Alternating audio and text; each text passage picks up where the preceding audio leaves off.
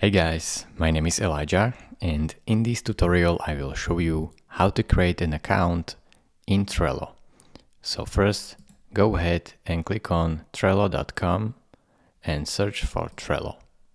Then press on Get Trello for free right here. And here you can enter your email. So enter your email.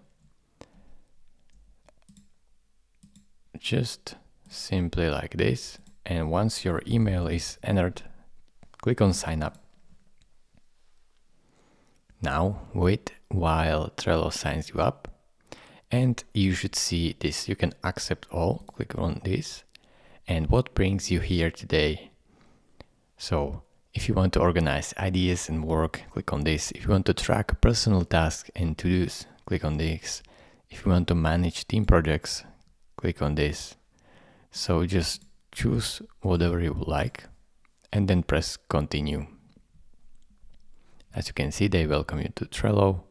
You can press continue and start using Trello.